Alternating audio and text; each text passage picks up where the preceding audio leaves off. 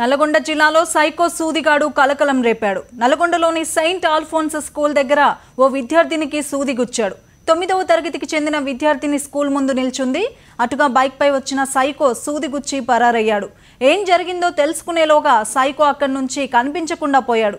బాధిత అమ్మాయిని దగ్గరలోని ఆసుపత్రికి తరలించి చికిత్స చేయిస్తున్నారు. బ్లడ్ టెస్టులు, ఇతర టెస్టులు నిర్వహిస్తున్నారు వైద్యులు. నేను మా తమ్ముడు నడుచుకుంటూ వస్తున్నాను. ఇంత ముందుకు నాకు ఫీవర్ వచ్చింది. అయితే బ్రదర్ దగ్గర లీవ్ తీసుకుందామని వచ్చిన. అయితే ట్రాన్స్ఫరం కాడ ఇద్దరు అన్నయ్యలు, ఫస్ట్ ఒక అన్నయ్య వెళ్ళిపోయింది, నేను ఆయన చూడలే. ఇంకో అన్నయ్య నా కాలు దొక్కిండు, సారీ చెల్లమని వెళ్ళిపోయింది. వెళ్ళిపోయిన తర్వాత నేను స్కూల్ కాడికి రాగానే కళ్ళు తిరిగినట్టు అనిపించి పడిపోయింది. కొంచెం అనిపించింది. నేను దాన్ని పట్టించుకోలే. మాస్క్ వేసుకురాలి. ఒక కళ్ళు ఒకటే అవుపడుతుంది.